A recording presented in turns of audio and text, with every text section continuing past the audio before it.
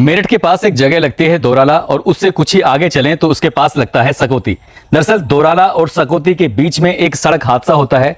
उस हादसे की आवाज सुनने के बाद जब लोग मौके पर आकर देखते हैं तो एक महिला और एक पुरुष गंभीर रूप से घायल हो जाते हैं और जैसे ही इन दोनों को उठाने के बाद हॉस्पिटल लेके जा ही रहे थे तभी एक बच्चे के रोने की और चीखने की आवाज आ रही थी झाड़ियों की तरफ से।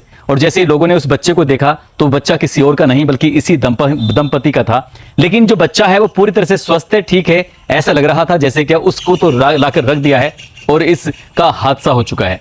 तुरंत ही उन तीनों को उठाकर हॉस्पिटल लेके जाते हैं। हॉस्पिटल जैसे लेके जाते हैं तो महिला को डॉक्टर मृत घोषित कर देते हैं। कहते हैं कि इनकी हालत ज्यादा गंभीर थी और जो पुरुष होता है उसकी भी हालत ठीक नहीं होती।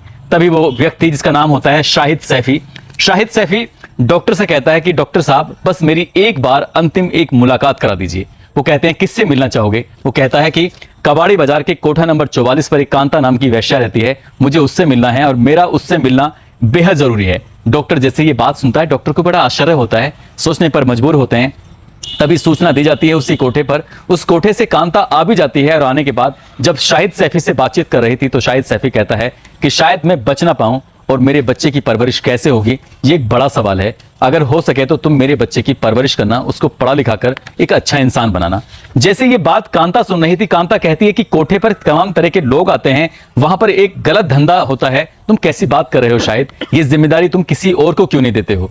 जब शाहिद ने कहा कि इस जिम्मेदारी को तुम्हें ही संभालना है, यदि तुम संभाल पाओगी तो ठीक है, नहीं तो शायद मेरी इच्छा कभी पूरी नहीं होगी। आखिरकार कांता मान जाती है और उस बच्चे को साथ लेकर चली जाती है। कुछ ही घंटों बाद सूचना मिलती है कि शाहिद भी अब इस दुनिया में नहीं रहा है। यह महिला उस बच्चे को पूरी तरह से पूरी ईमानदारी से पालती है, पोसती है, उसे आगे बढ़ाने की कोशिश कर रही थी, लेकिन उसके साथ जो होता है उसकी किसी ने भी कल्पना नहीं की थी। इस कहानी को सुनने के बाद आपको न केवल उस वेश्या पर प्यार आएगा बल्कि उस बच्चे का नाम सुनने के बाद आपका खून भी खोल जाएगा कि इस दुनिया में कैसी कैसी प्रवृत्ति के लोग रहते हैं। आदाब, नमस्कार, सत श्री अकाल, मैं उस्मान सैफी। आज की जो सच्ची घटना मैं आपको सुनाने जा रहा हूं, सच्ची घटना है उत्तर प्रदेश का एक जिला है मेरठ और मेरठ जिले का ही एक इलाका है कबाड़ी बाजार। कबाड़ी बाजार में एक दौर था जब यहां पर वेश्यावृत्ति का धंधा बड़े चरम पर था और यहां पर एक सूचना मिलती है कोठा नंबर 44 में एक लड़की को गैर कानूनी तरीके से लाया गया है। और जैसे ये सूचना मिली थी तो एक एनजीओ जिसकी संस्थापक होती हैं अतुल शर्मा, संकल्प संस्था की, तो वो सीधा अपने पुलिस को लेकर उस कोठे पर रेड डालते हैं और रेड डालने के बाद एक एक जगह को, कोने कोने को बारीकी से खंगाला जाता है, देखा जाता है कि क्या सचमुच वो लड़की यहाँ पर है या नहीं है। हालांकि वो लड़की तो यहाँ पर नहीं मिलती, पुलिस यहाँ से चली जाती है और कोठा नंबर 44 पर संकल्प संस्था की जो मालकिन होती हैं जिसका नाम होता है अतुल शर्मा, वो अपनी आंखों से एक बच्चे को देखती हैं। उस बच्चे को देखने के बाद उनकी आंखें खुली की खुली रह जाती हैं। दरअसल एक व्यक्ति को उस कोठे में ऊपर आते हुए वो बच्चा कहता है, जिसकी उम्र लगभग 4-4.5 साल के आसपास रही होगी, वो कहता है कि पूजा देखो तुम्हारा ग्राहक आ गया है। और गाली देते हुए जिस तरह की भाषा का इस्तेमाल वो कर रहा था, ऐसी भाषा का इस्तेमाल तो कोठे पे काम करने वाली वो लड़कियां करती हैं। उन लड़कियों के बीच में रहने के बाद वो बच्चा भी बिल्कुल वैसी ही बात सीख रहा था। तभी अतुल शर्मा कहती हैं कि ये बच्चा किसका है और ये कैसी बातें कर रहा है। तभी एक लड़की कहती है कि ये तो मालकिन का बेटा है। मालकिन के बेटे की बात सुनने के बाद वो सीधा कांता के पास जाती हैं। कांता, ये बच्चा तुम्हारे पास कहां से आया? तभी वो कहानी सुनाती हैं, कहती हैं कि तुम तो जानती हो दीदी कि इस कोठे की मालकिन उसकी नानी हुआ करती थी, नानी के बाद उसकी माँ इसकी कोठे की मालकिन बनी और माँ के बाद मेरा नंबर है। दरअसल यहाँ पर महिलाओं को जो बच्चे पैदा होते हैं वो उस कोठे की मालकिन होती है। एक दौर था जब इस कांता की खूबसूरती के चर्चे हर किसी की जुबान पर हुआ करते थे।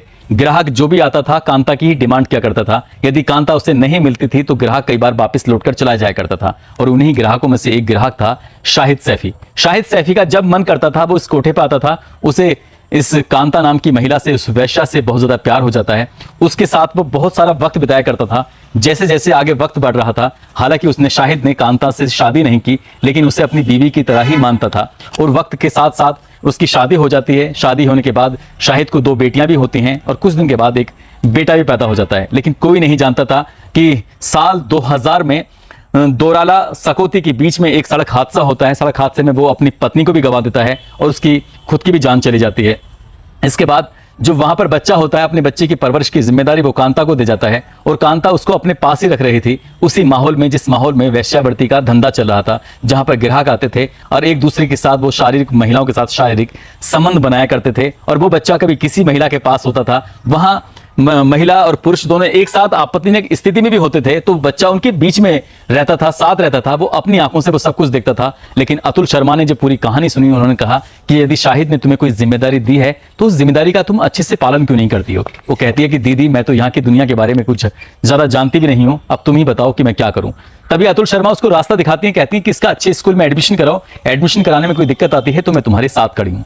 तभी कांता उसका इस शहर के जाने पहचाने स्कूल में एडमिशन कराते हैं और एडमिशन कराने के बाद वो बच्चा यहाँ से इस कोठे से जाता था स्कूल पढ़ने के लिए और वहां से आता था। डेली का ये नियम था, जब कुछ दिन बीत जाते हैं तो उस बच्चे का रहने का इंतजाम किसी दूसरी जगह किया जाता है और वो उस नामी ग्रामी स्कूल से 12th पास करता है। 12th पास करने के बाद इस बीच में जैसे जैसे वक्त आगे बढ़ रहा था वैसे वैसे कोठों की रौनक लगातार कम होती चली जाती है, ग्राहक भी कम हो रहे थे और इस महिला की उम्र भी लगातार बढ़ती चली जाती है। और उम्र बढ़ने के साथ साथ उसके पास खुद के ग्राहक कम आते थे, उसके पास जो लड़कियां होती थी, कुल मिलाकर जो कोठा था उसका ज्यादा सही नहीं चल रहा था। और जब 12th वो लड़का पास कर लेता है तब अपनी माँ से यानी कि कांता से कहता है, उसकी माँ ने उसका नाम रखा था आबिद। आबिद सैफी जब 12th पास करता है तो अपनी माँ कांता से कहता है कि माँ मुझे बीटेक करना है और बीटेक करने के लिए मुझे देहरादून जाना है। उसकी माँ कहती है कि बेटा बीटेक तो मैं तुम्हें करा दूं लेकिन इतने सारे पैसे कहाँ से आएंगे। वो कहता है कि कहीं से भी कुछ भी इंतजाम करो, मैं कुछ नहीं जानता, मुझे पैसे चाहिए। तभी वो अपने रखे हुए जेवरात बेच देती है अपने उस बच्चे को पढ़ाने के लिए। उसका एडमिशन बीटेक में देहरादून कराया जाता है। अच्छी नामी ग्रामी स्कूल से वो बीटेक करता है, पढ़ने में होशियार होता है, अच्छा है, उसकी पर्सनैलिटी बहुत अच्छी है, देखने में बहुत सुंदर होता है। वो लगातार 4 साल तक देहरादून में पढ़ाई करने के बाद जब वापस आता है तो उसको बहुत अच्छी एक नौकरी भी मिल जाती है। लेकिन वो अपनी माँ से कहता है कि माँ मुझे नौकरी नहीं करनी, मुझे बिजनेस करना है, मुझे व्यापार करना है। माँ कहती है बेटा अगर तुझे बिजनेस या व्यापार ही करना था तो तुझे ये सब पढ़ाई करने की क्या जरूरत थी, इतने सारे पैसे जो तेरी पढ़ाई में खर्च हुए उसी से हम तेरा व्यापार करवा देते। लेकिन वो कहता है कि माँ मुझे हर हाल में व्यापार ही करना है। तब उसकी माँ उसके लिए सोचती है कि मैं करूं तो क्या करूं। हालांकि इस बीच में उसकी माँ यानी कि कांता को रोकने की काफी कोशिश की गई। तभी कांता ने फैसला लिया कि जो उसके पास अपना एक मकान है, जो उसका पुश्तैनी मकान था, उस पुश्तैनी की मकान की कीमत लगती है लगभग 80 लाख रुपए के आसपास। 80 लाख में वो मकान बेच देती है और अपने बेटे के लिए आबू लेन जो शहर की जानी मानी जगह है वहां पर एक बड़ा शोरूम दिलवाया जाता है, उस जमीन को खरीदवाया जाता है। जमीन खरीदवाने के बाद वहां पर उसकी मनपसंद की एक दुकान खुलवाई जाती है। आज भी वो शोरूम एक फल फूल रहा है, बड़ा है, हर कोई जानता है कि वो शोरूम किसका है, किसने इसका शोरूम को खुलवाया। जैसे जैसे वक्त आगे बढ़ रहा था वैसे वैसे कांता की उम्र भी बढ़ रही थी। कोई नहीं जानता था कि कांता अपने साथ कई तरह की बीमारियां भी पाल रखी है। उसको यौन रोग संबंधी कई तरह की बीमारियां हैं जिसमें एक एड्स भी बताया जाता है। उसको सांस की भी बीमारी है, सांस उसका एकदम से फूल जाता है।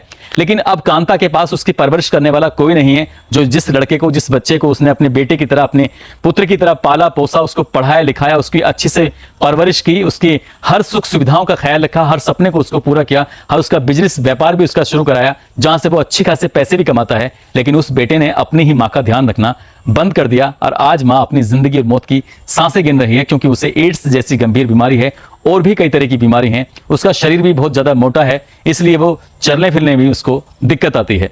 इसी बीच में अभी हाल ही में संकल्प संस्था की जो मालकिन होती हैं, जिन्होंने ये कहानी मुझे सुनाई है, जिनका नाम अतुल शर्मा होता है, अतुल शर्मा उनके पास जाती हैं, जाके कहती हैं कि आबिद सैफी क्या तुम्हारे साथ नहीं रहता है, क्या तुम्हारी मदद नहीं करता है। वो कहता है दीदी कि मेरी वो बिल्कुल मदद नहीं करता, वो मेरे पास नहीं आता, मुझे किसी डॉक्टर को नहीं दिखाता और उनकी हालत बहुत ज्यादा खराब है। ये खबर मैं आपको सुना रहा हूँ सितंबर 2023 में उनकी हालत बहुत ज्यादा खराब होती है और उन्हें बहुत ज्यादा गुस्सा आता है अतुल शर्मा को। अतुल शर्मा उसके शोरूम पे जाती हैं, उसको डांटती हैं, फटकारती हैं, कहती हैं कि तुम्हें शर्म नहीं आती, तुम्हारे पिता को किया हुए वादा आज तक वो निभा रही हैं। लेकिन उस लड़के का ध्यान अब अपनी माँ की तरफ नहीं बल्कि अपने परिवार की तरफ, उस खानदान की तरफ है जिस खानदान ने उस लड़के को कभी देखा नहीं, जिस लड़के के बारे में कभी अच्छा सोचा नहीं। आज वो लड़का अपने परिवार के उन लोगों की इर्द गिर्द रहता है जबकि कांता अपने एक एक सांस बड़ी मुश्किलों से निकाल रही है, जी रही है। दोस्तों वाकई शाहिद ने जो इससे वादा कराया था कांता से, कांता ने तो अपना वादा पूरा कर दिया।